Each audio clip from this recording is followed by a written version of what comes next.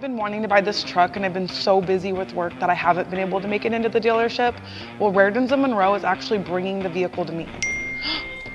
I gotta go, it looks like it's here right now. I'll call you back. Too busy to schedule a test drive? Rairdens of Monroe will bring the test drive to you. It's part of our new concierge service. Personalized car shopping built for today's customer. It's another reason why Rairdens of Monroe is a customer service champion. Let us know what we can do for you.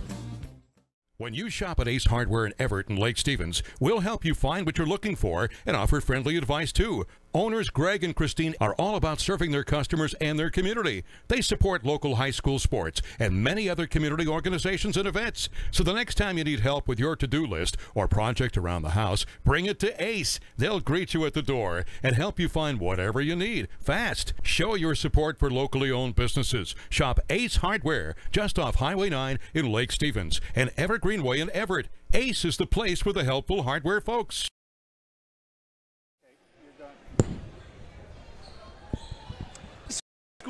It is time for Wesco 3A boys basketball tonight. A league game, yes, you heard that correctly. Archbishop Murphy now in Wesco 3A, and they will be taking on the very tough and a formidable opponent, the Marysville-Pilchuck Tomahawks tonight. Two teams going in very different directions right now. Murphy starting off their season with 3 non-conference victories and have since dropped 3 games, all in league play, looking for their first Wesco 1-3, all out of conference. And since they started league play back on Wednesday the 12th, they've won 3 consecutive victories. They stand tied atop the Wesco 3A standings. And that gets you caught up on what we're expecting tonight here at the Jungle, home of the Wildcats, Archbishop Murphy High School. Starting lineups. Ron, how are you tonight? Hey, I'm good, Steve. Glad you could finally make it. I know you came in here hot or cold, or the case may be. Had to pick up dinner for Todd Elvick over here, the 5-tool player. Had to take care of him. Yeah, should be a good game tonight with the Pilchuck Tomahawks coming off their last 3 wins and expected to win handily here. But you know, Archbishop Murphy's won 3 games, so they know how to win. And we're going to take a quick break here for the pledge, I guess.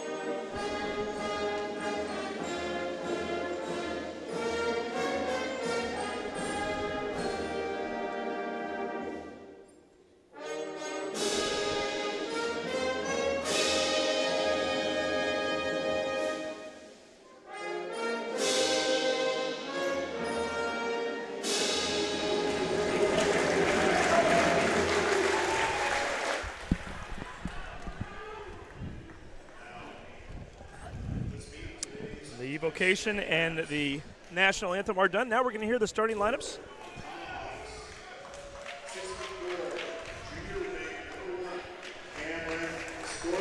Cameron Stardall being announced right now. The transfer from Marysville-Getchell High School. Had a nice game, scoring 23 points earlier in a game this year when Raekwon Battle was out. Jackson Miller being announced for Archbishop Murphy, number 3, a 6-foot junior, averaging 9.4 points per game this year. Brady Phelps being introduced for Pilchuck, the only player listed on their roster under 6 feet tall. He's taking the place of Luke Dobler, who is one of the top players in Wesco, out with a leg injury for the next few weeks. And there he is right there, number 21, Raekwon Battle. We talked about him earlier, considered by many to be one of the top 100 players in the nation. Colin Guy was announced just a moment ago for Archbishop Murphy. 6'1" senior, wearing the number 5. Number 12 for Archbishop Murphy, Mateo Trimble, averaging 10.4 points per game, 6-foot junior guard. And for Marysville Pilchuck, number 24, Ethan Jackson, 6'6" post player, junior, the other Marysville Getchell transfer this year. Sage Oliviero, number 21, was announced a moment ago for Archbishop Murphy, a 6'1" junior guard. And then finally for Marysville Pilchuck, Aaron Callip, the 6'2" junior, who, by the way, and this is what I love it when Wesco Athletics does this, and obviously the coaches and the ADs have a lot to do with this as well. They put a star system next to the players based on their GPA. Callip listed as having a 4.0, so congratulations to him. Number 32 gets it done on the court, but more importantly, gets it done in the classroom. That's always important to get it done in the classroom for sure. Running out there in the striped shirt tonight, we got Bill C., Nick Bowman, and Alex Churlin. And they're doing double duty tonight. They did JV game just before this game, so they should be in shape to do this game tonight. Keeping them ready to go, and they're already warmed up. We'll see if the players are warmed up. They're about ready to tip this thing off. Lucas Doyle, who was the last player announced for Archbishop Murphy a moment ago. 6'5" sophomore out there tipping it with Raekwon Battle. Battle wins the tip. And the Tomahawks will start off with the first possession of the game. Again, riding a 3-game winning streak right now. Battle up on top. Swings it around. Baseline shot missed. That was number 1, Stordahl, with the attempt. Wildcats on the other end. Spin move nicely done by Jackson Miller. Pilchuck doing a tremendous job of stopping him from getting into the lane. And Wildcats will set the ball back out up on top. Wearing the home white uniforms tonight. Miller, left baseline. Underhand reverse layup, misses it. Battle putting a little pressure on him on that shot. Doyle doing a nice job of getting the rebound. And Murphy will keep the ball on their side of the floor. We're 48 seconds into the game, still looking for our first points of the night. Thought about the 3, that was Oliviera. Swings it back around, back to Oliviera. Left side, corner shot. 3-pointer off the mark.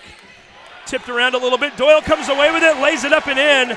And give Colin Guy a lot of credit there too. He saved that ball from going out of bounds. Doyle, the recipient of a heads-up play for him, and the Wildcats on the board 2-0 here early first quarter. Left corner 3, ball rolls in and out. That was number 32. Callum missing his first field goal attempt of the night. This is a high-speed game. These kids are running up and down the court pretty fast. And we'll see what the scoreboard shows later on tonight. Sometimes these two teams are known to kind of get up and down and want to keep this thing fast-paced. Half-court offense, though, however, for the Wildcats, they're looking to go inside. Nice bounce pass there attempt by Sage Oliveira. Looking for Lucas Doyle.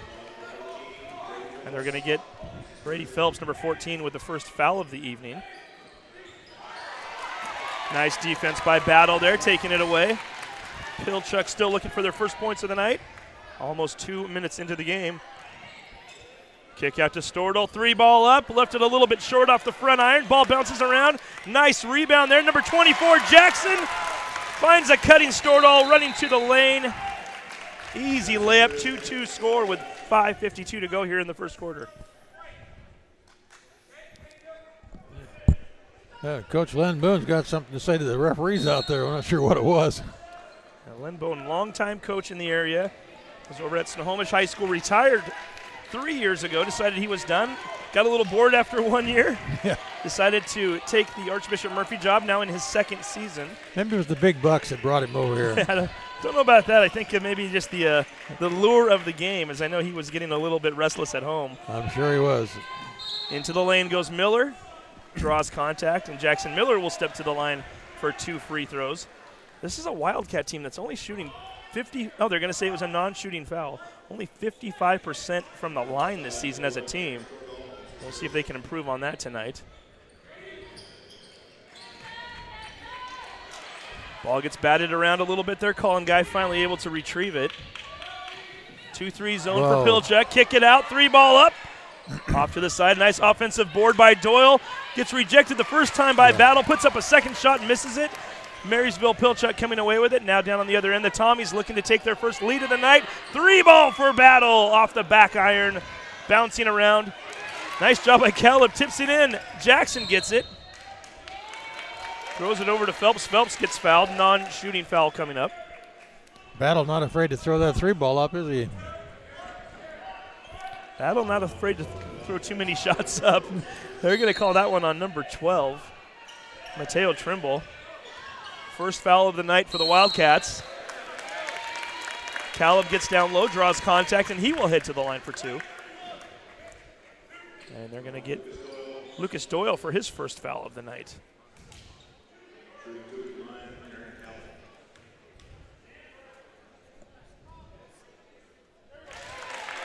First shot is up and in for Aaron Caleb.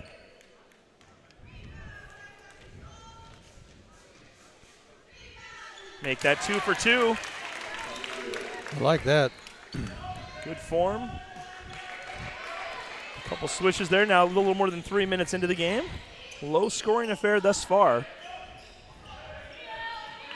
Home team Wildcats looking to tie or take the lead right now. Olivero going from right to left, kicks it back out. Trimble looking for a pass, trying to get it to Miller, almost tipped away. Battle got his hand on it. Miller into the lane, 8-foot floater, misses it. Rebound grab by Jackson. Got to use the board on those and make it easy. Caleb left baseline, draws contact. They're going to say charge. Nice job by Oliveira to come on over to cut off the lane. Judgment call there. That was awfully close. The referee's feeling as though Caleb instigated it. They're going to get him for the offensive foul. First foul of the night for him. Third team foul for Marysville Pilchuck. So we're at the 4:19 mark left in the first quarter. Wesco 3A league action tonight. The winner of this game head into the winter break with a Wesco victory anyway. Long 3-shot. Way off the mark there. That was Jackson Miller. Stordahl on the other end. Underhand layup. Misses it. Battle there to clean it up with a slam dunk. That's what Raekwon Battle can do for you right there. And on the other end, a charge. Wow. Battle gets it done on the offensive side. Brady Phelps on the defensive end. Raekwon Battle, we've seen him over the years mature and develop his game. Goes up for the 3, gets fouled by Jackson Miller, and Battle will go to the line shooting 3 free ones. Let's see if Battle can get loose tonight. A couple weeks ago when he played Woodway, he scored 43 points in their victory there. He scored 43 points in a game that was 55-53. Yeah. That was last Friday night. Here he goes again here. He gets his first free throw attempt. 2 more to come. 7-2 score. If he gets hot, I just feed him. Misses the second one. Jackson Miller just getting kind of caught in a bad spot there as he was trying to Why did he get one more? Chase down. It was a 3-point attempt. Oh, yeah. Sorry. He's trying to chase down Battle from behind and made contact as Battle decided to elevate for the long jump shot. Did what he needed to do. 4 points now for Raekwon. 6'5", and he gets off the floor at about 10'2", I think. 8-2 score. Marysville on an 8-0 run right now. Stordahl with the steal, and we get a whistle. And we're going to get a double foul called away from the ball. A lot of contact going on down in the key area. Brady Phelps is not happy, so I'm guessing maybe one of those is on him. And Stordahl's not happy because he had an easy 2.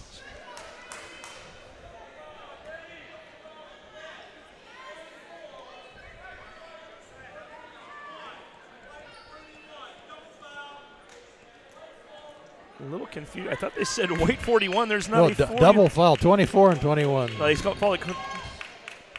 finally called it 24. Initially, he said 41, and there wasn't a 41 on the floor. 21. Well, that's what he meant, but that's not what he said. Yeah. Anyway, left corner, reverse miss. Knocked out of bounds by Lucas Doyle. Colin Guy with the attempt. How often you seen a double foul watching these games? You don't have them very often. No. Not a good time for one either, like you said, for Stordahl. He was running away with a basket there. So Lucas Doyle gets one of the fouls. It's his second. And you had Ethan Jackson on the other one. Is that what you? Yeah. Jackson picking up his first. So 5 team fouls right now on Archbishop Murphy. 4 for Pilchuck. Deep pass down the floor there. That was dangerous. That's Alec Jones-Smith getting his first action of the night, the 6'1" junior. Pilchuck, by the way, Raekwon Battle is a senior. The rest of the team all juniors. Kind of a good news, bad news thing for them next year. Nice pass down low. Battle finding Stordahl wide open. The no look, and Battle showing that he's got a multi-dimensional game right there. We talk about the dunks. We talk about the scoring. That was a beautiful pass right there. 10-2 score. Murphy got on the board first. It's been all Pilchuck since then. 2:37 to go here, first quarter. Miller into the lane. Almost a little Euro step there, kicks it out. Eric Lamar now into the game. No, that's number 12, Mateo Trimble. Miller down low. Shot clock was right down to 0. They're going to call a foul in there, so. Barry Gould trying to argue his case, saying that it was a shot clock violation. Referees feeling that Jack Barnes getting his first action of the night, number 33, was already on his way up to the basket and drew the contact. They're going to say Barnes will head to the line for 2. Better be careful talking to referee Nick Bowman out there. He called a little warning on the JV coach earlier. They called the foul on Jackson, and it shows on the board that it's his first. So I think what they actually did when they were trying to call that 41 earlier, it was 14. So I'm going to go under the assumption Brady Phelps now has 2 fouls. Well, I guess we'll find out soon enough. And Phelps went to the bench immediately after, so I am under the belief. I did see a 4 and a 1 being held up. The referee initially had the words 4-1 come out of his mouth. So I think that was Phelps. So we're going to give Jackson 1 foul because that's what the board says. Barnes gets on the board for the first time tonight, ending about a 6.5-minute drought for Archbishop Murphy. Scored back in the first minute, hadn't scored since. Stordahl, count the basket, draws contact. 6 points for him in the opening quarter, and he's going to try to make it 7 with an end 1 attempt coming up. Stordahl's working hard out there tonight. He's giving Battles a rest. Jack Barnes picking up his first foul of the evening. 6 fouls already for the Wildcats. We still have 2 minutes and 4 seconds to go in the quarter. Stordahl missing that shot. There's going to be a lot of bonus foul shots coming up here for the next 10 minutes of the half. Stordahl with 6 points, Battle with 4, Caleb with 2. That's your scoring for Marysville Pilchuck. 10-second violation behind the line. You don't want to see that as Eric Lamar taking his own sweet time back there. Lamar, the 6-foot senior guard. And with 1:51 to go, first quarter, Pilchuck with the ball one more time.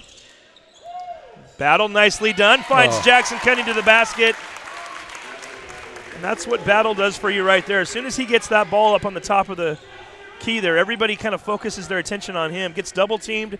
That means one person's always open, right? And he found the one right underneath the hoop. He's got a sharp pass down in there, too. That's 2 sharp assists he's had here already. 14-4 score, first quarter.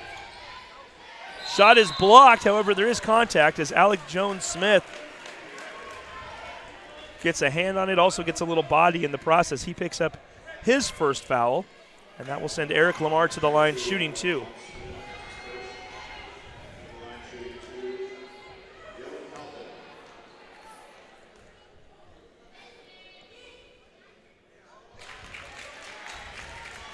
That doesn't help any. Misses that first shot, as we mentioned earlier. They're a 55% team free throw shooting team through 5 games this year. Makes the second one, so they're now 3 for 4 on the night. Pilchuck, on the other hand, 4 for 6 in the first quarter. 14-5 score. Marysville Pilchuck looking to stay atop the standings here in Wesco. That's a kick ball, isn't it? Nice hustle down on the other end there is Lamar getting a hand on it. Jackson Miller finally coming away with it. Kicks it out to the corner. 3 ball up. Shot was off. That's Jack Barnes with the attempt, looking to push it ahead. Ball was just a little bit out in front of Caleb as he went to retrieve it. Miller comes over. And call that on Jackson Miller, I think. Makes contact, and Miller will now pick up his second foul of the night. Miller, the third leading scorer on this team. And that also puts Marysville Pilchuck into the bonus, so Caleb will shoot 1 and 1. Now, Archbishop Murphy on the year, 54.8 points per game. And a good chunk of those points coming from their top 4 scorers. Yeah, no question about that. Colin Kalman with 10.8 points per game. Mateo Trimble, 10.4. Jackson Miller at 9.4. And Sage Olivero, 8.2. That's almost 40 points right there between those 4 players, 40 out of 54.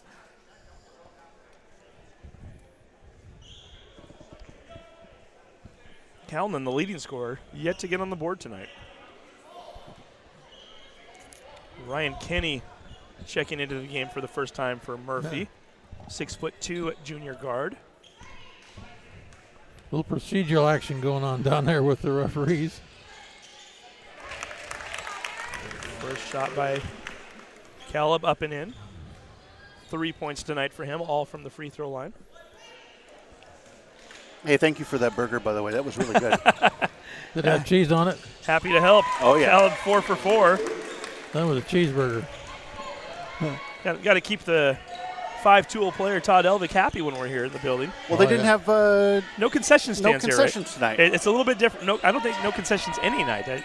Really? I believe every time I've ever been here, there's not been a concession stand. 3 ball up. There's some cheese for you. So good. It's by number 30, a player I don't even have on my roster. I don't either. Well, to find out who that is during the break. Might have to if he's going to start throwing up threes. He's their leading scorer, 16-8. Marysville Pilchuck playing for the last shot right now. Caleb up on top. Being guarded by Kalman.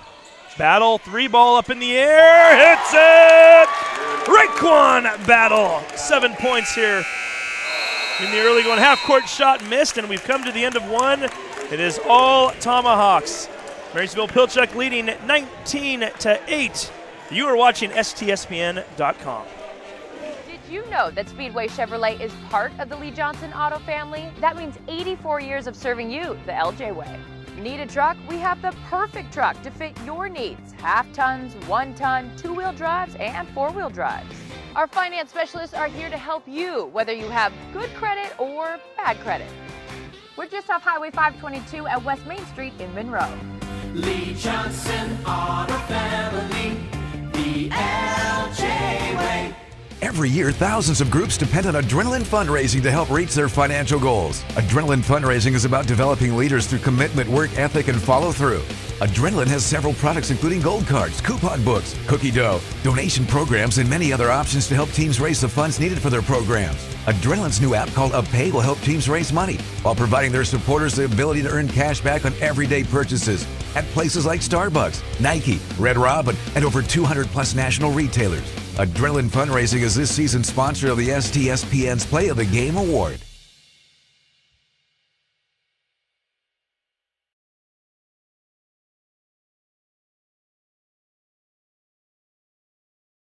And we are back right now at Archbishop Murphy High School.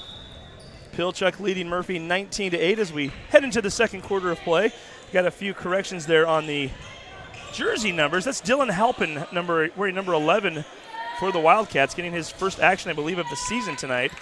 Eric Lamar, who is normally number 11, he's wearing number 30 tonight. He's the one that hit that 3 earlier.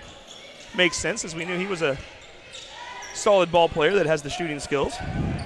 We knew somebody wasn't it Newey. Down below, Ethan Jackson with another layup. Nice pass from Caleb. Jackson now with 4 points on the evening, 21-8. Murphy with a 13-point deficit, looking to cut into that right now.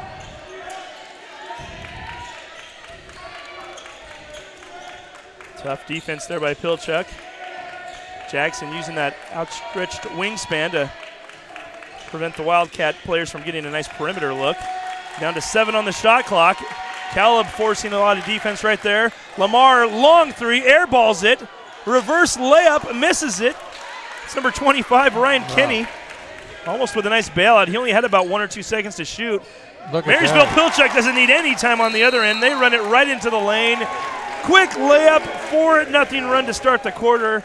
And Len Bone wants a timeout. 6:44 left here in the half. 23-8 Pilchuck over Archbishop Murphy. You're watching STSPN.com. McDaniel's Do It Center is located in beautiful Snohomish, Washington. Locally owned and operated for over 40 years. They are proud to provide the Snohomish Valley with exceptional hardware, tools, lawn and garden, and sporting goods products. Their commitment to delivering legendary customer service and their outstanding employees continue to make McDaniel's the best and one of the most recognized Do It Best centers in the nation. Stop by and experience for yourself the difference between McDaniel's and the big box stores. Discover why so many people are choosing to shop at McDaniel's.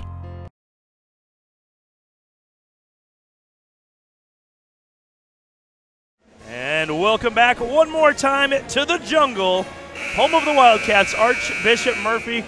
Pretty cool mural coming out of that wall over there, too. We need to get a shot of that when we can, right above the cheerleaders there on the back wall. There we go. There's the jungle right there. There's the Wildcat. That's a scary-looking Wildcat right there. They need to be a little more ferocious right now. They are trailing 23-8 early second quarter. Fabulous art, though, isn't it? They're playing some good basketball, just not putting those shots in, missing a few layups here and there. And unfortunately for them, that's a big part of the game, right? That's what ultimately gets you the points, and they just don't have it right now. We'll see if they can get it going here as they've got the ball. Pilchuck coming into the night, one of 3 undefeated teams in league play. The other 2, Arlington and Melling Terrace, they're playing each other tonight. So there will only be 2 if Pilchuck can get a victory here. Wildcats hoping to have other ideas. Oliveri in the lane. Whistle is called. We're going to say he was fouled on the shot. They did the right thing. Get in there and get up to take the shot. You got a shot, either going to make it or get fouled. Calla picks up his second foul.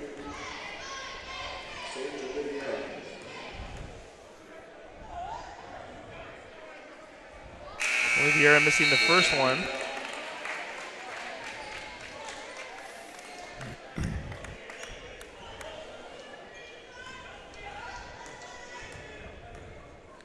Looking for their first point of the second quarter, and there it is. Oliviera on the board for the first time tonight. He is their number 4 leading scorer coming into the game, averaging 8.2. Pilchuck taking their time here, working the ball around on that right side. Stordahl swings it on over. And Oliviera going to get called for the foul there as Alec Jones-Smith was on the dribble. Oliviera's got 3 babies. There's a second? No. Second on Oliviera. Oh. So he will perhaps go to the bench here as Zach Engel is about to check into the game. That was a non-shooting foul, but it is, in fact, the 8th against the Wildcats here in the half, which means that they are shooting 1-1 right now. Fortunately for Jones-Smith, he missed the front end. Wildcats looking to score right now.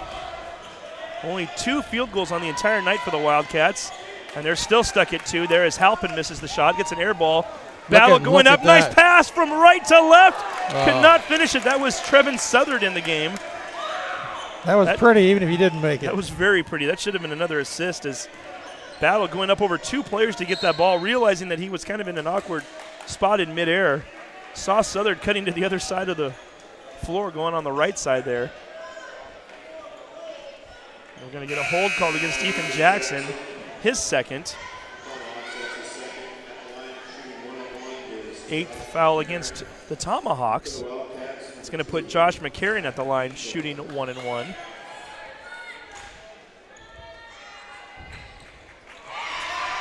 McCarron, the number 2 rebounder on this team this year. Oliviera, number 1. McCarron averaging 5.3 boards per game. Hits the first shot. Hits the second one as well. Nice little 3-0 run for the Wildcats, hoping that they can build on that to get back in this ball game. 23-11 is our score. Tommy's ahead, 5:16 to go, first half. Wow. We're going to get an offensive foul called down in the lane. They're going to get Battle for the foul as he was looking to cut through the lane. One of the referees saying that he used a little bit of an arm push off to get through, and Battle with his first foul. It's a player control foul, which means no free throws on that one. That is the 9th foul against the Tomahawks right now. One more, and they will put the Wildcats into the double bonus for the remainder of the half. It's a pretty tight game they're calling here tonight. I kind of wonder if it's had anything to do with the fact that I talked to the referees earlier about we're broadcasting this game. Wanted to slow it down for us. And they said, we better be on our A game and call it good tonight then. Well, we are 11 minutes and 5 seconds into the game, and so far we've had 17 whistles as that pass goes out of bounds. Pilchuck basketball. Definitely doesn't do a whole lot to help move the game along, does it? No, it doesn't. Although the first quarter went by pretty fast. Battle to Southard, over to Startle. Looks to go into the lane, finds his former Marysville Getchell teammate Ethan Jackson cutting to the hoop. Jackson with 4 points here in the second quarter, 6 points for the game, 25-11 score.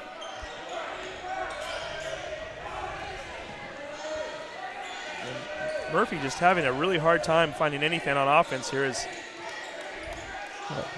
Attribute that to a pretty tough defense It's here. a very tough defense. Long, lengthy. There's a 3-ball.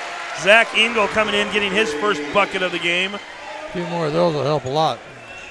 Still only have 3 field goals for the night, 2 of which were 3-pointers. It makes it a 25-14 game.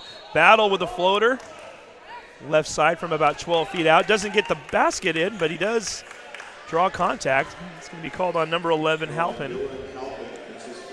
First foul on Halpin.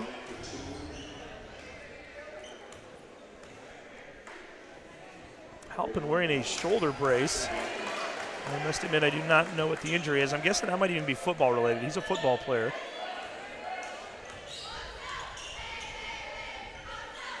Battle missing both free throw attempts. He's now 2 for 5 on the night from the charity stripe. Wildcats could make this a single-digit score game right now if they can get a field goal of any kind. Down by 11. Trailed by as many as 13. Down to 3:40 to go here in the half. Engel in the left corner one more time. Worked last time down the floor. Why not try it again? Zach Engel finding his place on the floor. They're the 6'2" sophomore. If you're playing a game of horse against him, you know where his sweet spot is. Yep. Start all down low, misses the shot, goes back up, gets a second attempt. I think he's gonna. Draws contact, gets the bucket, and will head to the line. Cameron Stordahl refusing to lose on that play.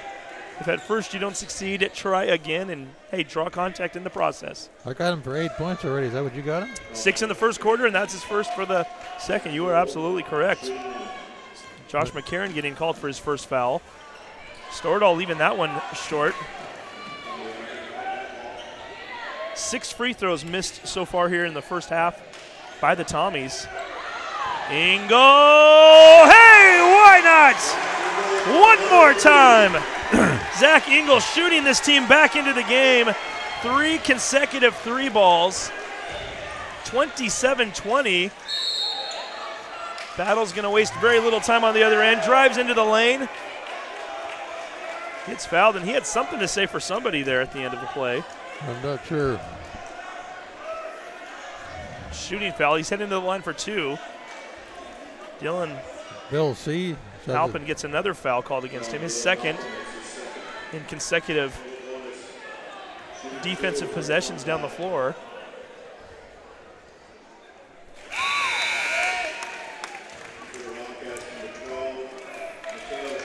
Eight points tonight for Battle.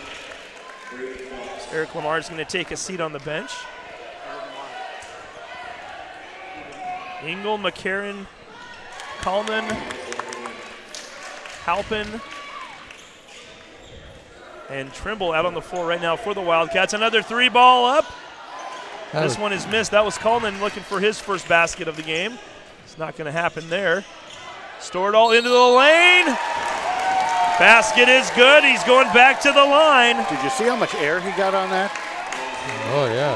I mean, he traveled a long ways in the air. Charged at the defender like he was going to try to run him over. I think he recognized fairly quickly that if he was going to go right at him, he was going to get called for the charge. And the defender on that play, which happened to be McCarron, reaching in on the play, gets contact with him. And should have just let him go at that point as Stordahl now with a chance for another three-point play. Misses it one more time. 0 for 2 on those three-point plays tonight is Stordahl. 0 for 3 at the line. 31-20 is our score. 2:33 to go here in the first half. Coming to you from the jungle at Archbishop Murphy High School. 3-ball up, missed. Nice job by Alec Jones-Smith to get a hand in the face of Trimble on the play. During that last free throw, Battles took a seat on the bench to get a 2-minute rest here before the half. Well-deserved 2-minute rest, I'm sure. We'll see if it's a full 2-minute rest. I wouldn't be surprised if he comes back in at some point. Well, I wouldn't be surprised either. Only one foul so far, so it's not as though they have to worry about that. But it is nice to have that flexibility, and right now with the 11-point lead, able to do a little bit of that. Into the lane. Stordahl. And you got, baseline, a lot of contact. The fans wanted a foul call. They're not going to get it.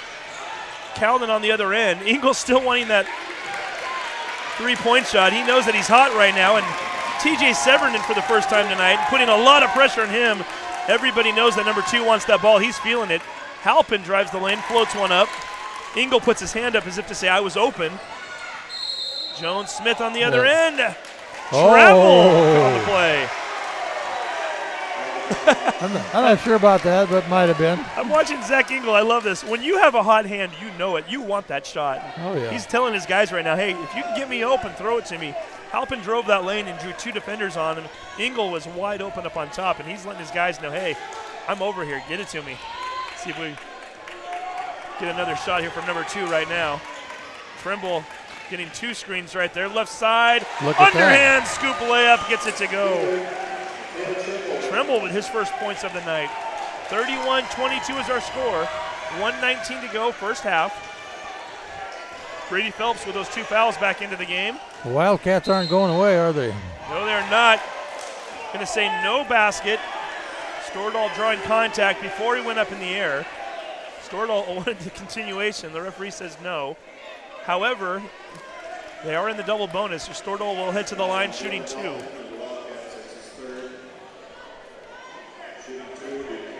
That foul again on Halpin again. Halpin with 3 quick fouls here in the late second quarter. Stordahl next on the first one. Finally made a free throw. Took him 4 attempts, but he finally got one in there.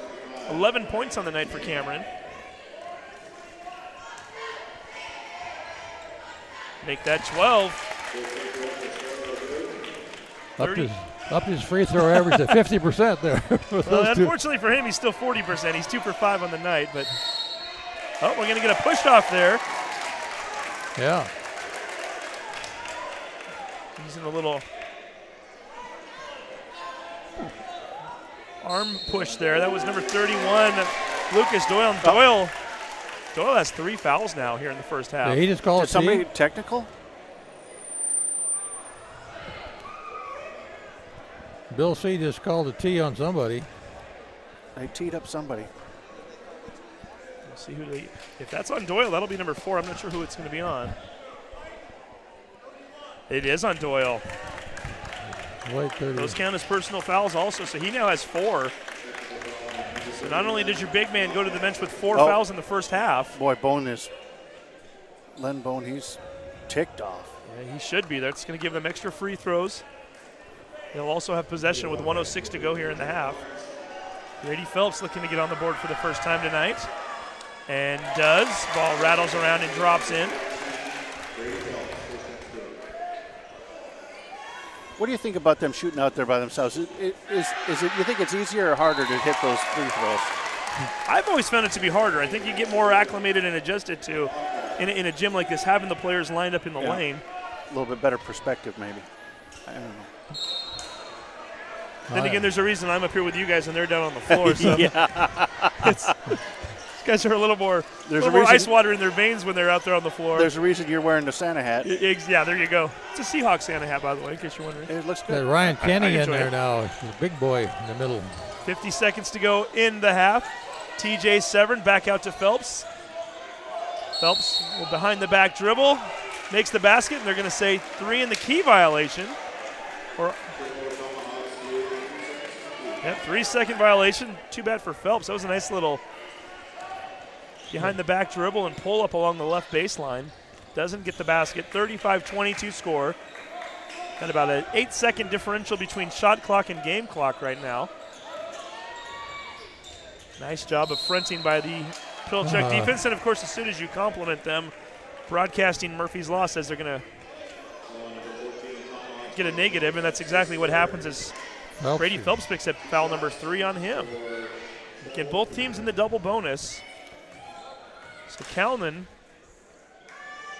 the leading scorer on this team this year, with a chance to get his first points of the game, and he's still going to wait for it as he misses the first free throw attempt. And surprise, surprise, Raekwon Battle checking back in with 29.5 seconds left. Oh, you made a liar out of me. I think we figured he was coming back at some point. Oh, yeah. Oh, misses both shots. Raekwon kind of holding his side a little bit as he's... Yeah, I don't think he's going to do much. He's just in there for 20 seconds. It doesn't take much for him, though. Let's see what he can do here. He's out on that left wing right now. Down to 12 seconds to go in the half. He wants the ball. Pilchuck wanting to play for the last possession. Stordahl, 8 seconds. There we go! He did! Oh, my God. Are you kidding me? Are you kidding me? They knew exactly what they were doing. Oh, my Battle God. left wing. Has Stordahl come over. Assist. Just kind of stands there for a moment. Raekwon starts to swing out to the right. One of the best alley-oops you will ever see in a high school basketball game. Wow. Look at this. That's a highlight for sure. Raekwon Battle, you are special. I thought Stordahl missed it by 2 feet when he shot the ball. Turns out it wasn't a shot after all. As soon as that ball went in the air, I thought this is going to be spectacular if they can pull this off. And look at that. Replay again. That just is amazing. Wow, what a way to end the half. It's a perfect pass, too. I mean, that is not that easy to throw up there. You think they've done that before? Jeez. 37-22. I give it a 10. Oh, yeah. I give it a 50. Can we give it a 50 out of 10? That was spectacular. That was Raekwon Battle, folks, right there. Well, what can we do for an encore to that? I don't know. I guess we'll take a break right now. It's almost like you're it's almost like you are out of breath after you see something like that. You're like, well, what's next? I'm going to go home and watch it a few more times. That's it, right? You know, STSPN, right? We got that. Yeah. We got it. Well, we got it even in slow-mo. You have got to be kidding me. Look at that. One-handed, too. Boy, wow, fantastic. Oh. All right, well, we'll do a couple of commercials. And I got to think of a few more adjectives to describe him with. I don't know if there's anything in Webster's dictionary that is even worthy of what we just saw there. What did we just witness here? I'm going to let you take a break, Todd. I'm looking forward to the second half. We'll see one again, probably. Well, I hope so. If we see anything even close to that, it's worth tuning in for, folks. Marysville Pilchuck with the 15-point lead, courtesy of one of the best alley-oops we've seen in a very long time. You're watching STSPN.com.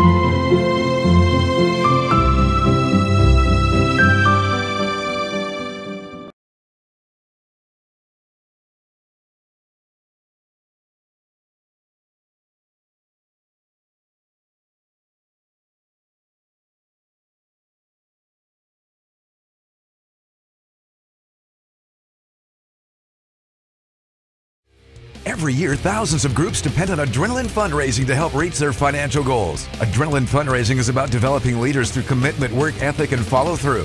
Adrenaline has several products including gold cards, coupon books, cookie dough, donation programs, and many other options to help teams raise the funds needed for their programs. Adrenaline's new app called UpPay will help teams raise money while providing their supporters the ability to earn cash back on everyday purchases at places like Starbucks, Nike, Red Robin, and over 200 plus national retailers. Adrenaline Fundraising is this season's sponsor of the STSPN's Play of the Game Award. Did you know that Speedway Chevrolet is part of the Lee Johnson Auto family? That means 84 years of serving you the LJ way. Need a truck? We have the perfect truck to fit your needs. Half tons, 1 ton, 2-wheel drives, and 4-wheel drives. Our finance specialists are here to help you, whether you have good credit or bad credit. We're just off Highway 522 at West Main Street in Monroe. Lee Johnson Auto Family, the LJ way. McDaniel's Do It Center is located in beautiful Snohomish, Washington. Locally owned and operated for over 40 years, they are proud to provide the Snohomish Valley with exceptional hardware, tools, lawn and garden, and sporting goods products. Their commitment to delivering legendary customer service and their outstanding employees continue to make McDaniel's the best and one of the most recognized do-it-best centers in the nation. Stop by and experience for yourself the difference between McDaniel's and the big box stores. Discover why so many people are choosing to shop at McDaniel's. Ho,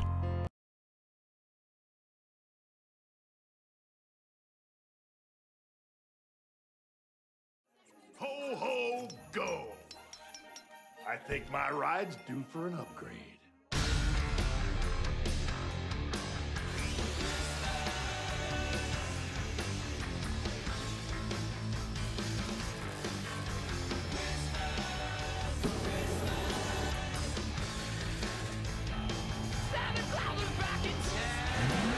There's more than one way to fly. Great deals all month long at the Dodge Black Friday event.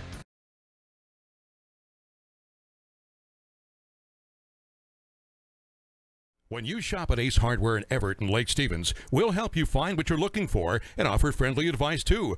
Owners Greg and Christine are all about serving their customers and their community. They support local high school sports and many other community organizations and events. So the next time you need help with your to-do list or project around the house, bring it to Ace. They'll greet you at the door and help you find whatever you need fast. Show your support for locally owned businesses. Shop Ace Hardware just off Highway 9 in Lake Stevens and Evergreen Way in Everett. Ace is the place for the helpful hardware folks.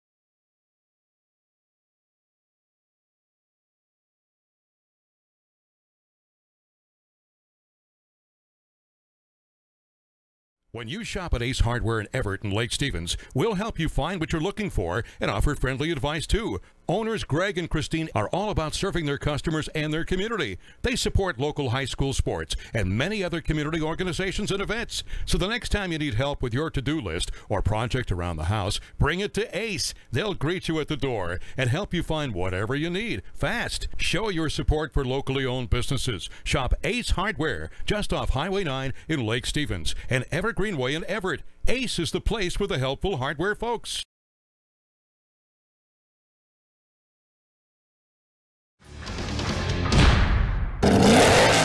So I get called down to HR. I told them Tinseltoes started it. I was working on that all-sled drive system with that front axle disconnect when that idiot blasted me with a grease gun. So I call him a half-wit, which is being generous. He tells me to go elf myself. Elf me? Elf you, pal. Then he kicks me in the sugar plums. Well, I got me a lump of coal with his name on it. Believe that. Ho, ho, go!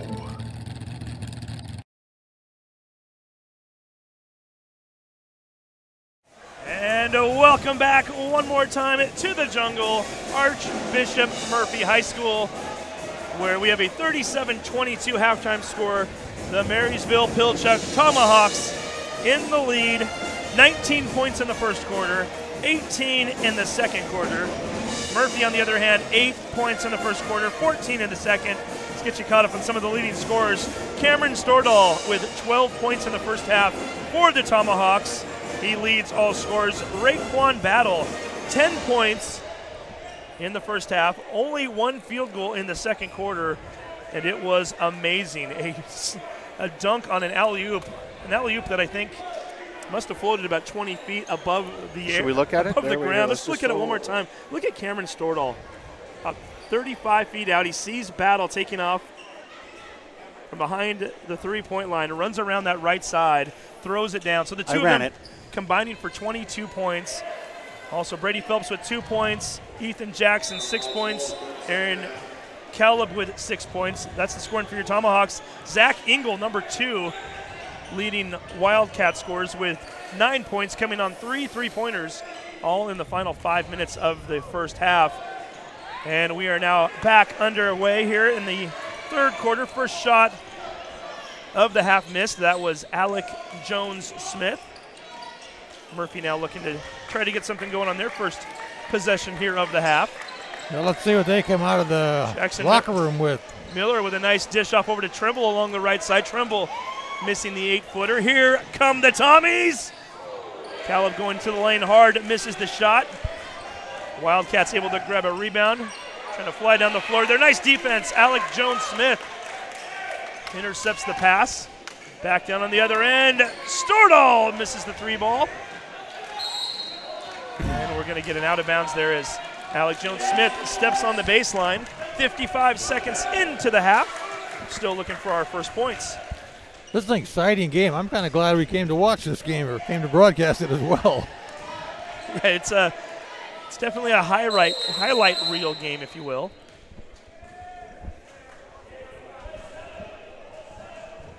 Let me check the scoreboard there really quick. Might have had a timer issue.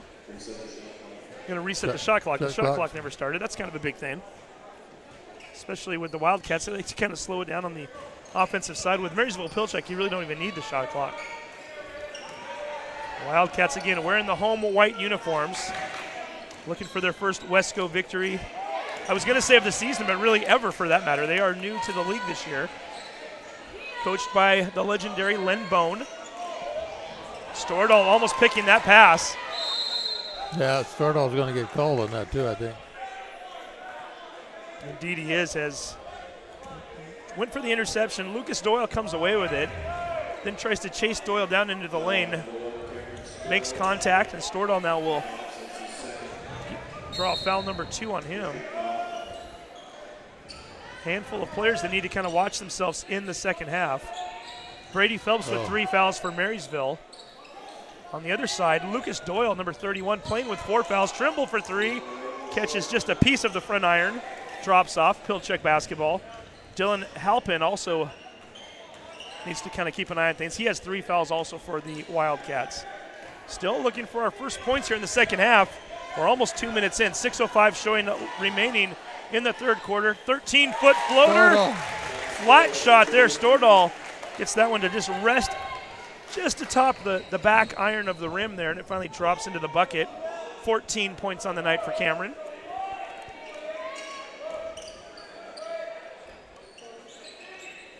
Stordahl trying to make his way into a D1 school, it looks like to me. And we saw him earlier this year put up, I believe it was 23 points in that Jackson game that you guys broadcasted on STSPN. Yeah. Game that Marysville Pilchuck pulled off without Raekwon Battle. Yes, I was hoping to see him in that game, but I didn't see him. It's quite a different team with him in there. It's a different team, different league this year. Just a lot of crazy stuff happening already. On any given night, it feels like anybody can beat anyone, and that goes for 3A and 4A. Stanwood losing to Linwood last night, or 2 nights ago. Really? That one a little bit of a shocker, right? Stanwood's a young team, but they're a very talented young team, and Linwood can be a little erratic at times. Bobby Hinnenkamp always does a nice job with them. Aaron pass intercepted by Stordahl. Oh! He was going for the Gary Payton, Sean Kemp off the backboard play. Yep. Stordahl underhanding it, looking to throw it high off the backboard. He had Battle in the lane. He gave up the 2-point easy shot for the trick shot. Oh, everybody's eyes got a little big there. Caleb, 3, back iron, misses. Nice job by Battle. Tips it away from a couple of different Wildcat defenders. You know, something a Battle does well, and you just saw it right there, is he doesn't go up and try to get in, body in, and grab the ball. He's jumped high enough, he can just tip it out to himself. NBA 3 there. Misses it. Stordahl trying to come away with it. Finally, Jones Smith grabs it. 5:04 showing on the clock.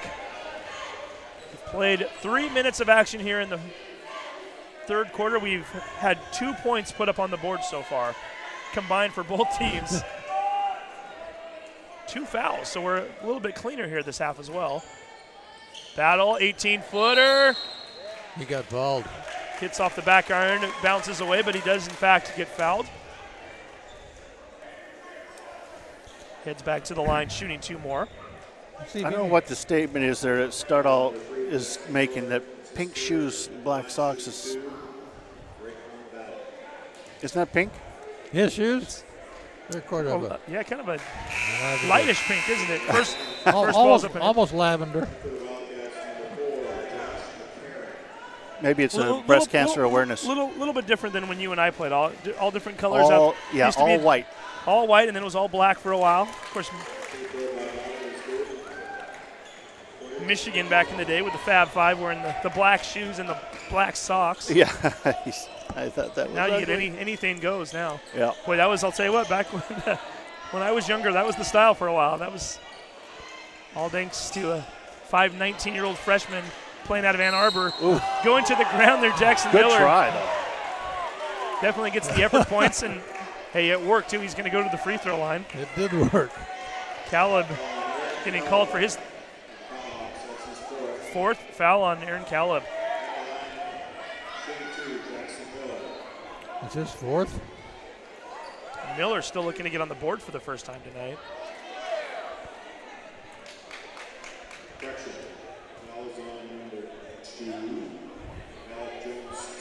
Okay, they're going to change that, so foul is not going to be called on Alec Jones Smith.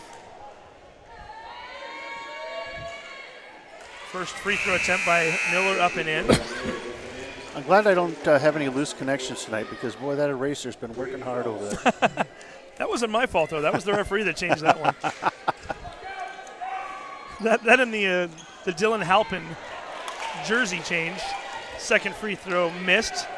Jackson Miller with 1 point on the evening. 41-23. Pilchuck with 3 games coming up at Mount Lake Terrace High School in the next 2 weeks. We'll talk about those here in a moment. Oh, that was a travel. That's not the way the referees see it. No. Shot goes in. Battle with the and 1 coming up.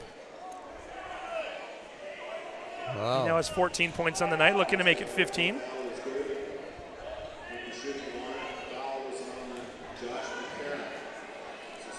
Josh McCarron getting called for his 3rd foul.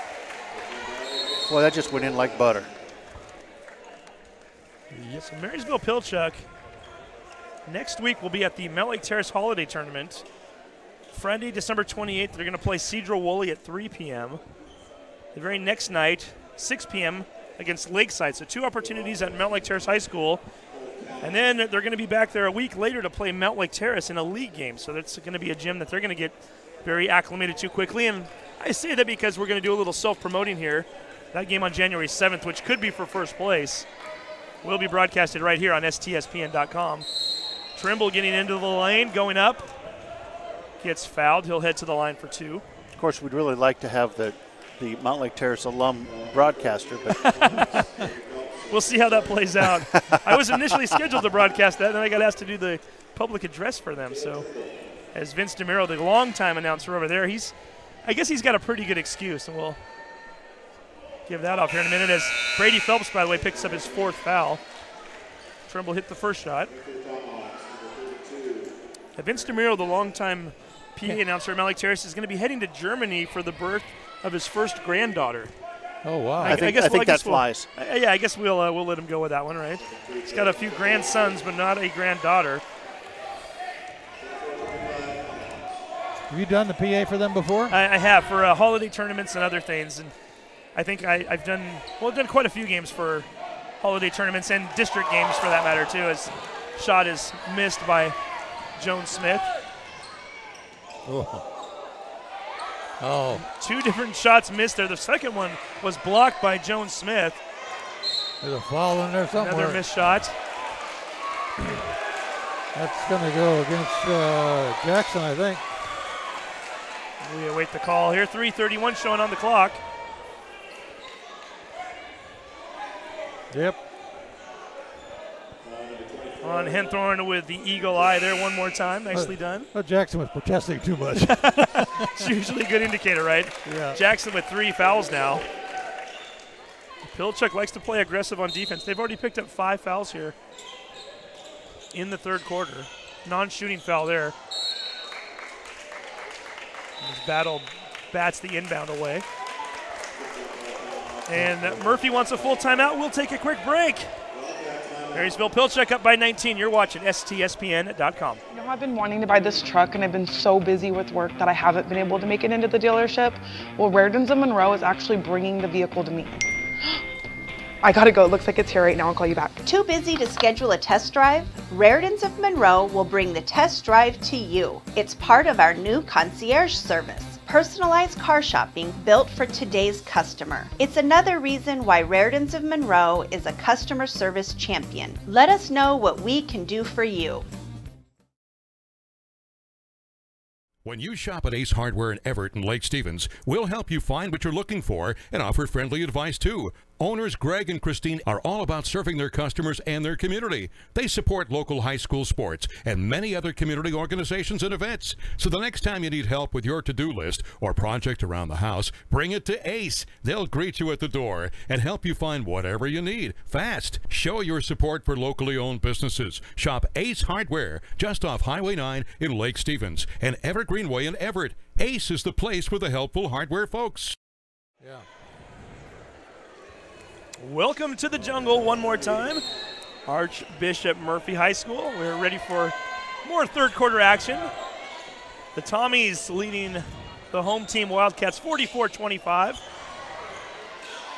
Ball briefly batted away. Oliveira puts up a 3, misses it. Sage Oliveira just not on tonight. Still looking for his first field goal. We're going to get an offensive foul called there. Josh McCarron, 4 fouls on him. So 4 fouls on McCarron, 4 fouls on Doyle, 3 on Halpin. I thought helping the Wildcats didn't have that many fouls. And especially when you're down by 19. Jackson Miller goes for the steal. Stordahl able to come up with it briefly. Oliveira then tries to get his hand in there. And between the 2 of them, they're finally going to get a little too aggressive there with Stordahl. And we're going to get a foul called on Jackson Miller. Add him to the list now. He now has 3. I think Stardahl he was saying a little something there at the end. He was chatting with him. He's a big fella too. 6'4" and fairly thick. Yeah, he's a nice young man. Can you imagine in about 4 weeks they might be getting Luke Dobler back just in time for district action? If he can come back healthy, this is going to be a stacked ball club. Battle kicks it out. Shot is up. Did he call bank? Yeah, Did he call bank? I don't think he called it. Trevin Southern. Doesn't matter. Count it. Yeah. Give him all 3 points. 3 ball from the right side, his first bucket of the night. And Pilchuck with their largest lead at 22, 47-25. Nobody banks a 3 ball from the side pocket. Well, Trevin Southern does. Nicely done, sir. Oliveira gets into the lane. There we go. You're going to say he took some steps. Oh, man. I saw that. Sage Oliveira frustrated right now. He just cannot have a play go right on the offensive side for the life of him. Thought he finally had his first field goal of the night, and they say, no, you need to put one more dribble on that ball before you take off. Every once in a while, they still call those. Got to hit the floor one more time.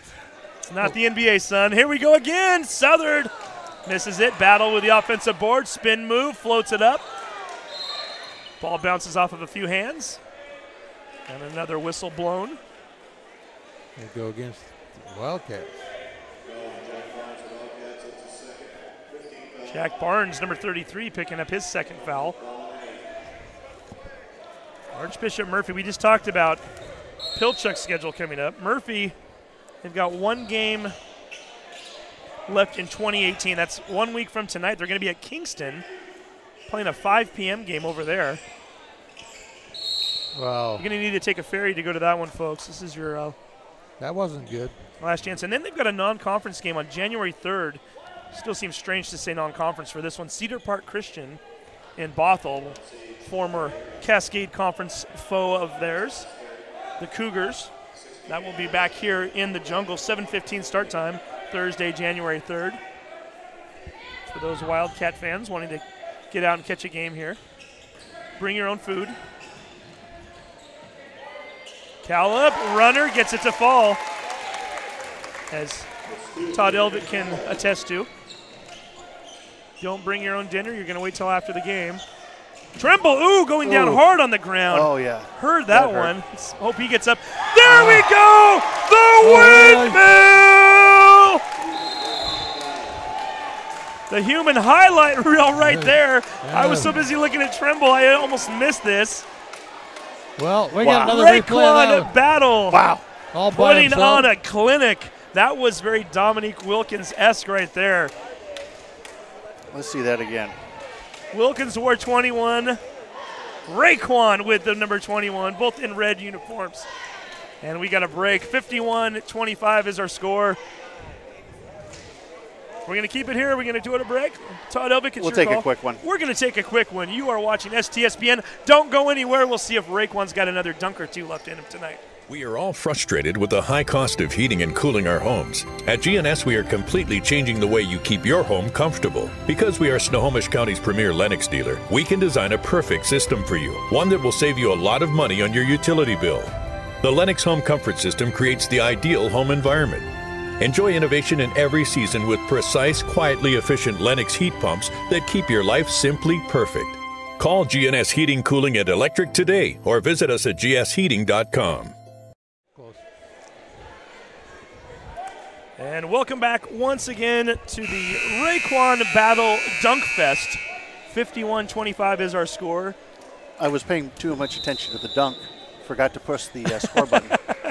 I've forgotten to mark 2 of his dunks tonight on my paper because every time he does one of those, I get so excited I drop everything and lose all control, and including my scorekeeping ability, as we're going to get a whistle away from the shot there.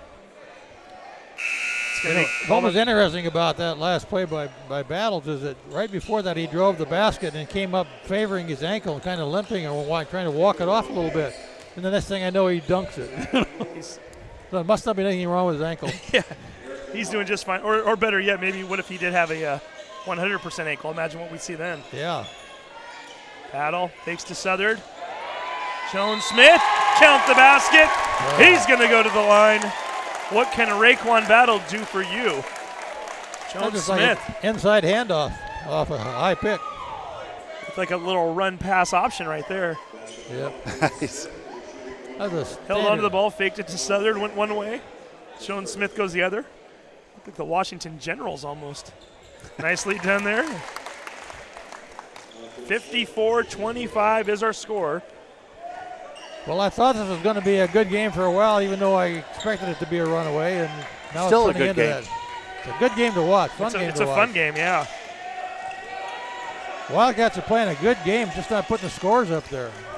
And again, these guys don't play again for 7 days, so rather than start to rest players to get ready for the next game, might as well get them all in there and get them some playing time. Oliveira, there we go, his first field goal of the evening. Pilchuk still doubling up the Wildcats right now, 54-27. Stordahl. Stordahl's going to get called for that. Oh, and this time we're going to get a charge called. Late charge at that, but might have been the right call there. Barnes trying to get his feet set. I think the referees were trying to determine if they were in fact set or not. I don't think it really matters at this point, but either way, Stordahl picking up the offensive foul. His third foul working for the night.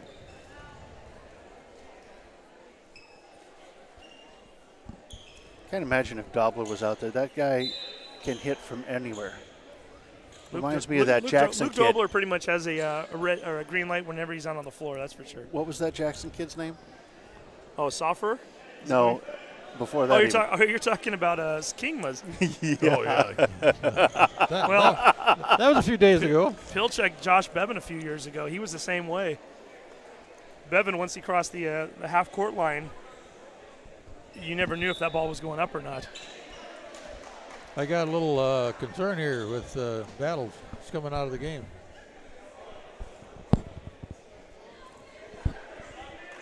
Has he got a little blood on him or something? Got something on his shirt. Looking at his apparently. shirt, so there might be something on there. Whatever it is, they're not too concerned. The danger is almost on the sideline there. He almost tripped over Brady Phelps walking backwards. I think he got a little blood on his elbow, got to his shirt, so. Ethan Jackson's going to check back in for Battle. 45 seconds left to go here in the third quarter. That's what the delay was there. The longest delay of the game beside a timeout. Timeout in the multitude of fouls that were being called in the first half. Halpin back in, gets his own rebound, dishes it out. Lamar looking for Zach Engel. Engel, who had the hot hand in the first half. Haven't really seen him yet in the third quarter until now. Really liked that left side when he was on the other end of the floor. Let's see if he wants to try to get back over there here for a potential three. Halpin dishes to Engel. Baseline floater. Gets it to go. 11 points for Engel tonight. 54-29. We're down to 4 seconds to go in the quarter. Jones Smith, three ball on the run. Off the front iron. Down to the floor, and we've come to the end of the third period of play. It is all Tommies tonight. The Marysville Pilchuck Tomahawks leading the Archbishop Murphy Wildcats 54-29. You're watching STSPN.com. Every year, thousands of groups depend on Adrenaline Fundraising to help reach their financial goals. Adrenaline Fundraising is about developing leaders through commitment, work ethic, and follow-through. Adrenaline has several products including gold cards, coupon books, cookie dough, donation programs, and many other options to help teams raise the funds needed for their programs. Adrenaline's new app called UpPay will help teams raise money while providing their supporters the ability to earn cash back on everyday purchases at places like Starbucks, Nike, Red Robin, and over 200 plus national retailers. Adrenaline Fundraising is this season's sponsor of the STSPN's Play of the Game Award. Did you know that Speedway Chevrolet is part of the Lee Johnson Auto family? That means 84 years of serving you the LJ way. Need a truck? We have the perfect truck to fit your needs. Half tons, 1 ton, 2-wheel drives, and 4-wheel drives. Our finance specialists are here to help you, whether you have good credit or bad credit. We're just off Highway 522 at West Main Street in Monroe. Lee Johnson Auto Family, the LJ way. Fourth quarter of action ready to go here at the Jungle at Archbishop Murphy High School. Tomahawks with the 54-29 lead. Less than 8 minutes away from going 4-0 on the regular season here. Wesco 3A action. Steve Willits along with the wedge, Ron Henthorn, and the 5-tool player, Todd Elvick tonight. Sarah Elvick also helping out. And Zach Engel misses the shot. Rebound coming down into the hands of the waiting TJ Severin, number 25. Marysville Pilchuck right now going with Stordahl, Jones-Smith, Severin, Southard, and Jackson. Stordahl, a little bit mad at himself there. He thought he had an easy bucket and left it a little bit short. Gets a chance for the redemption right there. Nice pass by Jones-Smith. Got Stordahl in officially with 16. We got Phelps and Battle coming back in. Oh, they called timeout. We'll take a quick one. We're going to take a quick break. We will be right back on STSPN. You know that test drive I've been trying to get to? You're not going to believe this, but Raritan's of Monroe just delivered it to my work. I gotta go. Too busy to schedule a test drive? Raritan's of Monroe will bring the test drive to you. It's part of our new concierge service.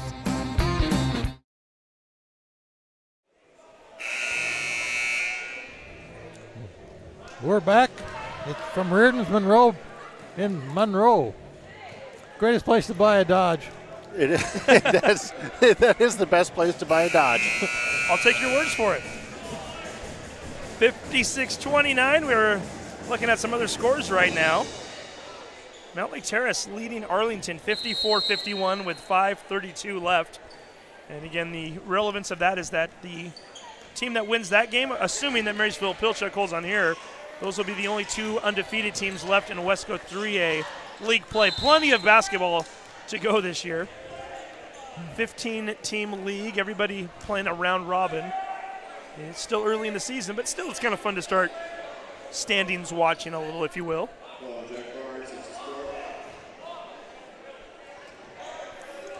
That game is up in Arlington tonight. What'd you say that score was? 54-51. Oh, three ball up in the area. It was actually 51-51, and apparently Mason Christensen, the sharp shooting guard for the Hawks, hit a three ball a few moments ago. Josh Horton from the Everett Herald tweeting out updates on that one. I think it's anybody's game up there. You going out on a limb with a three-point game, huh? A little bit different than this game right now. Oh, we have too much fun sometimes. Halpin with the ball, 12 to go on the shot clock, drives left side lane, floats it up, a little too hard, comes off the front iron there. He shot that with his right hand from the left-hand side. That's why he missed it. Had to switch hands. 6:12 remaining.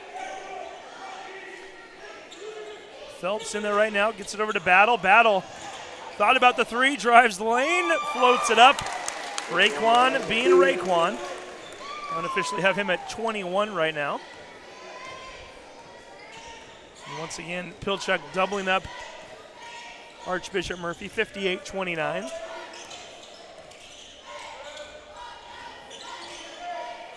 Shot from the corner, count it. Eric Lemaire. Is this the last broadcast of the week for you, Todd? I know you got this week, yeah. This week, so until post-Christmas, I guess, right? Right, then we go into the Glacier at the top of the peak. That's a heck of a lineup there, too. Glacier Peak High School, the Grizzlies, three ball up. Southern, count it. His second tray of the evening. 61-31 score. The Glacier Peak girls basketball team hosting a 8-team tournament, and that's actually a true tournament in the sense that if you win, you advance to the semis, and if you win there, you advance to the championship. Nice floater there as Eric Lemaire hits another one. Is that a three? Called that a long two. We're going to time out for the Wildcats. And you're broadcasting all 12 games of that tournament, correct? We are. Everybody's assured of 3 games. Some of these teams are making a pretty long trek. I think they've got Chiawana's going to be there from the Tri-Cities. Yep. Is it Lewis and Clark from Spokane? Sunnyside's. Sunnyside's going to be there. So Lewis and Clark, yep. We got the WF West. There we go. Kent Lake, Edmonds Woodway, who's an outstanding team this year. Had a, by the way, I'll selfish plug here. Edmonds Woodway, the 4 captains, along with the coach John Rasmussen on the Prep Sports Weekly radio show last night, which can be found on SoundCloud.com. Just go to KRKO. That's a team that finished 18-2 in the regular season last year. Didn't have a single senior on their entire team. So, you know, they're going to be a formidable opponent. Peninsula's going to be there. And, of course, the host team, Glacier Peak, who once again looks outstanding this year. Yeah, and they're young. Yeah.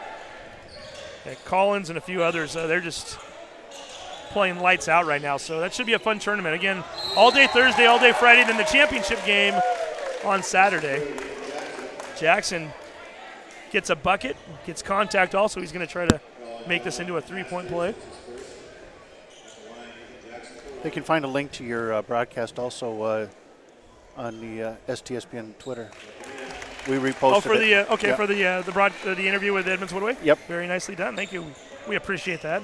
Really good interview too from the girls. I mean, good group of young ladies. Coach Rasmussen, who you know from his time at Glacier Peak, always fun to talk to. Ingle, this time he misses it. Rebound by Battle, pads the stats a little bit. 64-33, 4:27 left. I do have a question for Ron. I've been kind of wondering this all for the last couple weeks, and I didn't ask him off air, so I'll get to find out for the first time here. As we get a little baseline drive. Phelps, count it. Scoop layup, contact, bucket, heading to the line to try to make it a three-point play.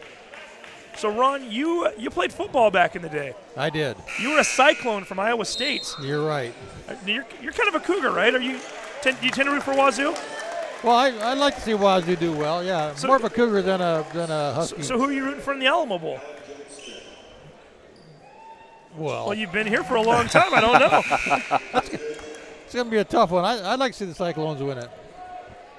So, not exactly a team that has been overly successful in bowl games over the last 100+ years, right? So I'd like to see them win it, but I don't predict that they will.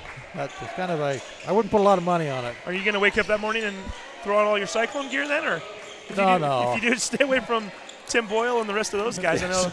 Yeah, I'll just stay away from Tim. The STSPN crew, predominantly Cougar fans, right? Well, Oshman's a Husky, I know, but down low, 34-point game right now. Nice reverse layup. That's John Masters, his first points of the night, 67-35.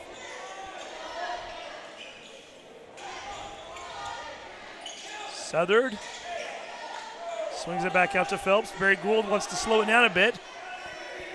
And why not? They're up by 32. Setting his offense, we're down to 14 on the shot clock. Jackson, Southard, three. Left it just a bit short. Ball bounces off the rim into the hands of Zach Engel.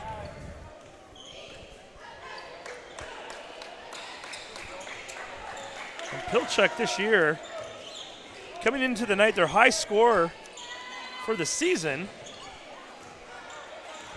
was 65 points, a number they'd hit twice, so they've already surpassed that. There'd be a foul in there somewhere. There wasn't. They're kind of letting them play at this point. Under 3 minutes to go. Yeah. Marysville Pilchuck defeated Linwood 65-46. And their last outing 2 days ago, they defeated Shorewood 65-50. So they've got a new high total on the season. Engel, 15-footer, good. 13 points for Zach Engel. And Barry Gould wants a 30-second timeout. I've got to think this might be to get a few subs in there right now with 2:33 to go. And I like seeing this too. Luke Dobler out with an injury, the first one to jump off that bench and to high-five his players as they come off the floor. Good leadership skills right there. So we wish Luke a speedy recovery. Always enjoy watching his game and have for a couple of years now. He was playing varsity and getting a substantial amount of playing time as a freshman. With 2:33 to go in this ballgame, we're going to have a player of the game here, my friend. At some point we need one, don't we? What do you? we got a 30-point lead here with 2:33. You think it's safe at this point? You're saying you're thinking it's going to be the Tomahawks here. I think it's safe to say it's going to be the Tomahawks to win this ball game. So I think somebody in a red shirt will be a player of the game. That's a pretty good assumption. What is your vote right now? Well, I got to go with Battles basically because he's got the crowd excited with all those plays that he did there. So not that he didn't get a lot of help from Stordahl, but well, the windmill he got on his own, right? He got the windmill on his own.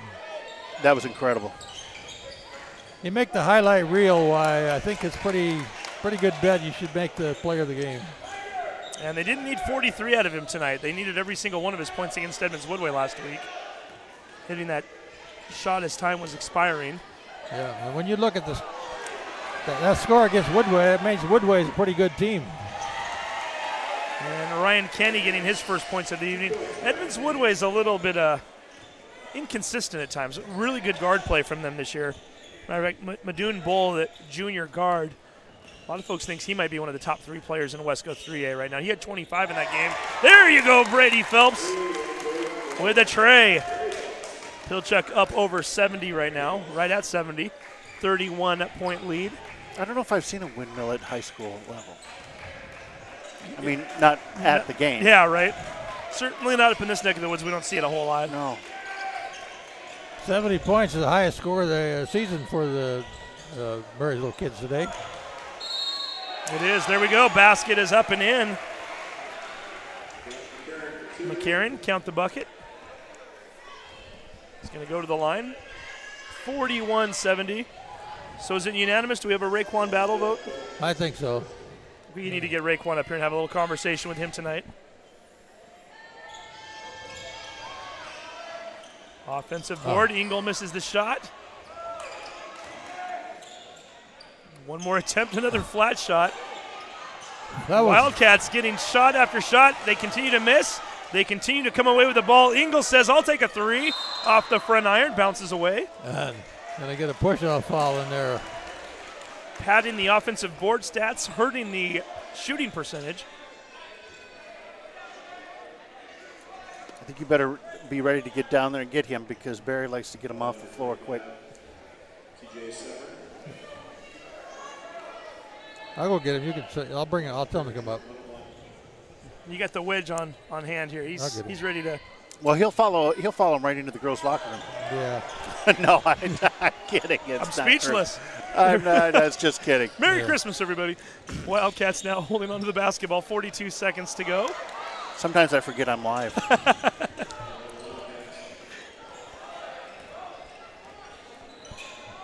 Keeping it interesting with 29, with a 29-point game with 29 seconds to go, right? Phelps thought about a 3. Is so hot. They're going to get a 3 in the key violation. Wow. Well, we're getting a few turnovers here lately, but overall game-wise, there haven't been a lot of turnovers. I think I've missed a few, but there's been 6 or 8, 10 on either side. I think the Tommies are going to feel pretty good about the way this game played out tonight. A little bit of a slow start in that first quarter, but once they got things rolling, defensively they were great all night.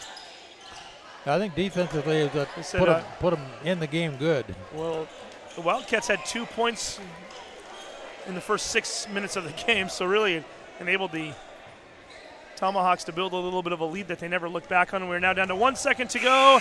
Triple zeros, the horn goes off, and the Marysville Pilchuck Tomahawks pick up their 4th victory in Wesco play this season. 5-3 overall, 70-41 is our final score, and we're going to get the UW commit Raekwon battle here in just a moment. Thanks, Ron. Ron's headphones are live, apparently. We heard that one go over the airwaves, and Ron's going to go down there. Take a quick break. Take a quick break right now. Don't go anywhere. We're going to come back with our Adrenaline Fundraising Player of the Game. Every year, thousands of groups depend on Adrenaline Fundraising to help reach their financial goals. Adrenaline Fundraising is about developing leaders through commitment, work ethic, and follow-through. Adrenaline has several products including gold cards, coupon books, cookie dough, donation programs, and many other options to help teams raise the funds needed for their programs. Adrenaline's new app called UpPay will help teams raise money while providing their supporters the ability to earn cash back on everyday purchases at places like Starbucks, Nike, Red Robin, and over 200+ national retailers. Adrenaline Fundraising is this season's sponsor of the STSPN's Play of the Game Award.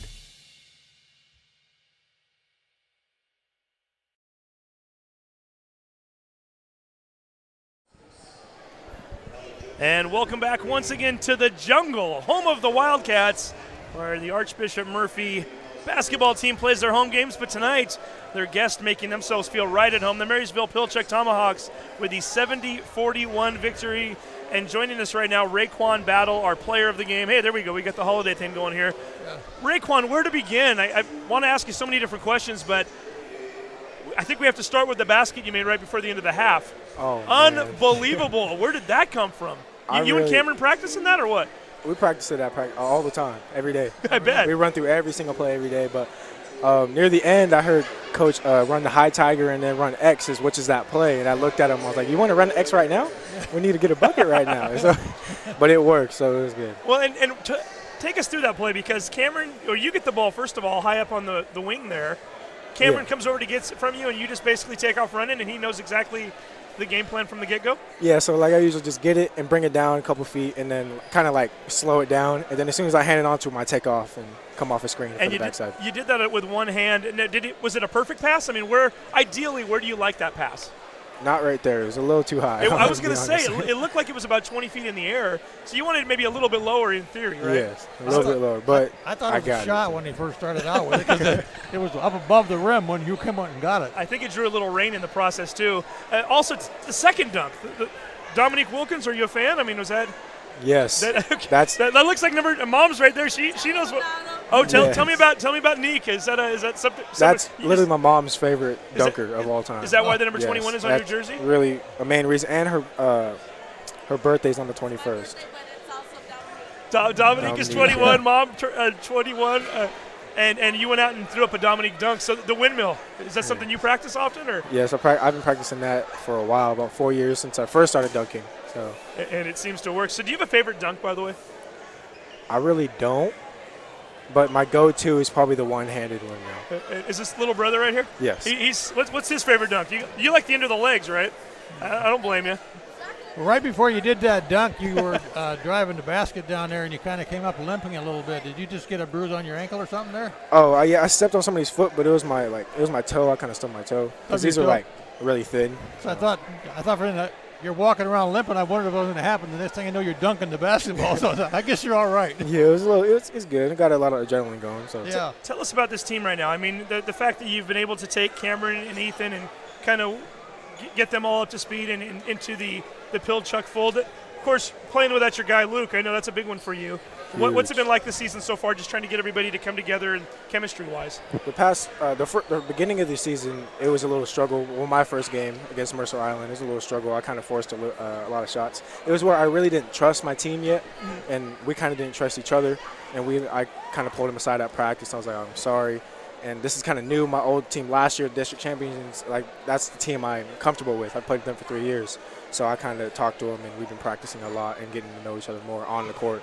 So, are you feeling like the progression is there from game to game? I mean, certainly we see it in the scorebook, but how is this team kind of feeling right now in terms of its gelling? We're feeling really great. We hang out all the time at school, after school, so we're really getting our chemistry going.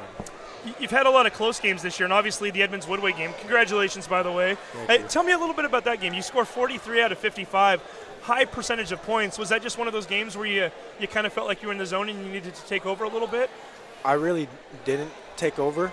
It's kind of our offense, and now that's where we've all started to trust each other. So they kind of looked for me, and I looked for them, and I ended up with 43. Yeah, just a little something there. So now that you're starting to get these games, did you need a game like tonight just to kind of, I mean, obviously not to take anything away from Shorewood, 15-point victory. I know the T-Birds are struggling a little bit, but to come out and to kind of do a statement Wesco game, how meaningful was that for you guys? And looking forward here as we still have another 10 or 11 games to play in conference. It feels great. Winning is always great, but we also have a lot to work on. Like, I've gotten face cut at least 7 times. I noticed it. So we still have a lot to work on. Like, to come and go against like Rainier Beach and O'Day, so we have to prepare for those games. No, definitely. Well, you are the Adrenaline Fundraising Player of the game, so we're going to give you the shirt right now and hold that up here. You'll add to the Raekwon collection right here. So have you hold that up there, Raekwon. Congratulations on that. And by the way, we haven't talked to you since the commitment. University of Washington. Holton. There you go. Ron Hinthorn's done this once or twice. Yeah. How easy of a decision was that for you, and does it take a little pressure off you knowing that you've gotten that out of the way now? I mean, it took a lot of pressure off me because I kept just getting calls from other colleges and stuff, and UW's been the family.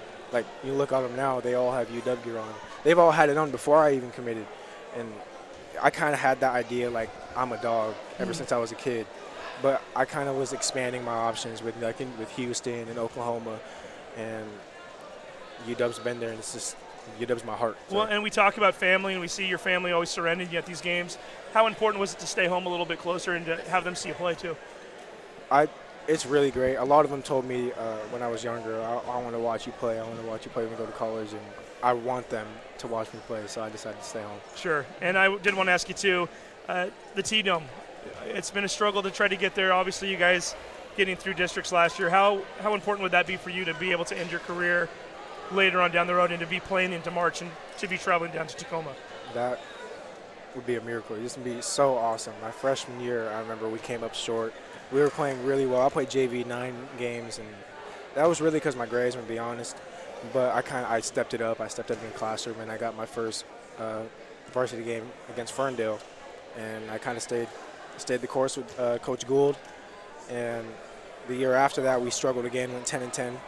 And then last year was really our peaking season. And we fell you keep short. playing the team ball you played tonight with the way you played and the way they made assists. You made some terrific passes under the basket down there tonight. So a good team player like you can find your way to the T-Dome pretty quick, I think. Yes, that's our goal. How big is that to your game? I mean, to have that in your repertoire, because we talk so often about the dunks and about the 43 points, but some of your passes that you were throwing, those laser quick passes into the lane, how much of your game is based on that, and how much do you work on that? I'm gonna be honest. This season. This is really I've only been doing that just recently. Last year I didn't do it as much, and a lot of the plays are kind of like I'm a decoy. So I would go and I look at the rim and I would just pass it in to somebody wide open. So I draw a lot of attention, so it works out. Very nice. So we're going to watch you for Mount Lake Terrace High School next week. I'll be at both of those games. Okay. Cedar Woolley on Friday, Lakeside on Saturday. For the next 7 days, what does that look like for you? Are you going to do a little family holiday celebration now, or what? Yes, holiday celebration. I can't wait. Yeah, well, we'll let you go. Hey, Raekwon, thank you very much for the conversation. No problem. Always a pleasure. Thanks, man. Enjoy your Christmas. And Thank congratulations on another great game. Thank you. So we're going to let Raekwon go and catch the bus right now as we're holding up. Yep, card. And we'll get Mom. There we go. Mom's going to get that information so she can see that. Always good to see her as well, and the entire family, right? Yeah. So there we go. A lot of folks watching this right now as Raekwon being able to enjoy another victory with his family and being able to enjoy a 4-0 start to their West Coast season. Ron, that's big. That was a big win for them tonight. We knew they were going to win. We're pretty sure they were going to win, but it was a more exciting game than I really thought it was. And between Stordahl and Battles, we had a circus going on out there. And again, I can only say it one more time and emphasize it a little more. If this team gets Luke Dobler back and healthy, come late January or into February. Yeah. If they can get him ready to go for district play and they can get him ready to go for what could be a run to state, look out for the Tommies, right? Because this is a really good ball club even without him. And if you add his sharp shooting ability and really his all-around game, which is just it gets better every single year, this is going to be a team that most will not want to reckon with come playoff time. So, again, 70-41 victory tonight. Ron Henthorn, always a pleasure. My pleasure. Todd Elvick, Sarah, nice job tonight. And, again, we want to promote the Top of the Peak, is that right? Top of the Peak tournament coming up next Thursday.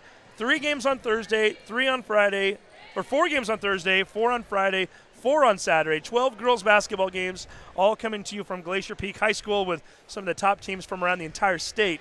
So be sure to tune into that, as well as all of our games coming up in 2019. And again, Marysville-Pilchuck fans, if you're still watching, you guys have a big game coming up with Mount Lake Terrace High School January 7th from Mount Lake Terrace that will be broadcasted right here on STSPN. So for all of us here tonight, as well as the entire STSPN family and everybody out in the truck, we want to wish you a very happy holiday season. Merry Christmas, Happy New Year, and we look forward to coming at you with more Wesco sports/basketball throughout the course of the next year. Until next time, have a good night. Good night, everybody.